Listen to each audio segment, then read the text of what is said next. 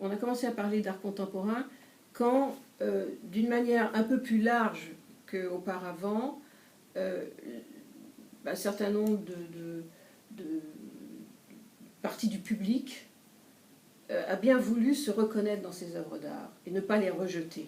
Hein. Disons, je schématise beaucoup, mais je pense que l'histoire de la modernité, c'est quand même une succession de propositions d'artistes que le public trouve très provocantes, qu'il refuse, et voilà, et le gros de ce public préfère se retourner vers les œuvres du passé. Là, on a vu apparaître avec les pop artistes, les nouveaux réalistes, des gens qui travaillaient des images que les gens connaissaient bien. Parce qu'ils les voyaient dans les magazines, ils les voyaient sur les affiches dans la rue, etc.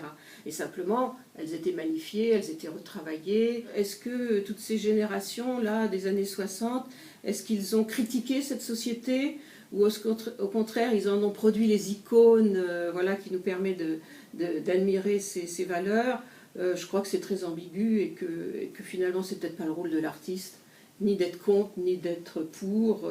Mais à ce moment-là, je crois qu'il y a une grande partie du public qui a commencé à se dire, mais finalement, ces artistes, ils font des choses en utilisant une matière qu'on connaît bien. Donc, en effet, ce sont nos artistes, ce sont nos contemporains. Voilà. Donc, c'est pour ça, je pense qu'on a plus facilement utilisé ce terme d'art contemporain parce que voilà, on acceptait que ces artistes qui travaillaient n'étaient pas des espèces de projections dans le futur d'un art à venir, mais que c'était bien nos contemporains et que voilà, on travaillait avec eux, on voyait avec eux. Et je pense qu'à partir de ce moment-là, s'est mis en place, disons, un phénomène de reconnaissance par la société des artistes qui travaillaient là, dans ce temps qu'on était en train de vivre. Et c'est aussi à partir de ce moment-là que, en tout cas dans nos sociétés à nous, on a mis en place des institutions pour accueillir ces formes d'art. Avant, il fallait que les artistes ils se bagarrent. Dans les années 50, les artistes se bagarraient pour rentrer dans les musées. Si vous parlez des critères aujourd'hui dans le milieu de l'art contemporain, la première réponse que vous allez obtenir, après moi je répondrai à titre personnel, mais la première réponse que vous allez obtenir, c'est qu'en effet, il y a de plus en plus de difficultés à établir des critères. Pourquoi? Parce que ça fait quand même, disons depuis au moins le début du XXe siècle, que les artistes se sont acharnés à justement remettre en cause tous les critères traditionnels, que le monde occidental a accepté cette arrivée comme ça de toutes ces formes d'art nouvelles, et que aujourd'hui, face à cette prolifération d'œuvres qui viennent de tous les continents, qui sont dans toute forme de matériaux, qui appartiennent à des histoires différentes,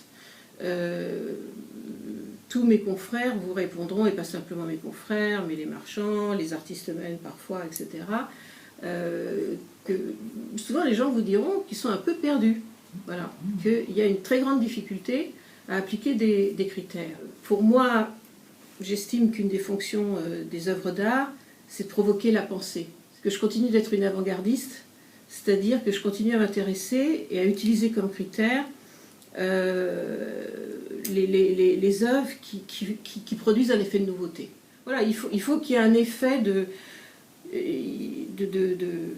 remise en cause de nos propres certitudes, comme ça. Voilà. Pour moi c'est ça une œuvre d'art. Cet élargissement comme ça des critères dont on parlait au début, cet élargissement des critères fait aussi que, si vous voulez, ce monde de l'art se fractionne en une multitude de villages, de familles, de réseaux. Bon.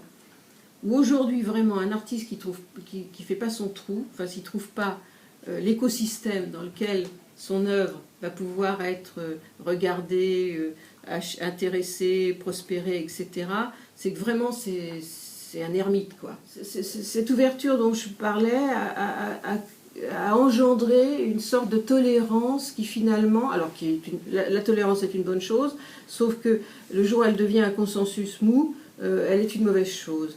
Et moi je regrette d'une certaine façon, mais après tout l'histoire continue et on va peut-être voir réapparaître des phénomènes de cet ordre, qu'il n'y ait plus des rivalités entre les artistes, des discussions entre les artistes, des débats.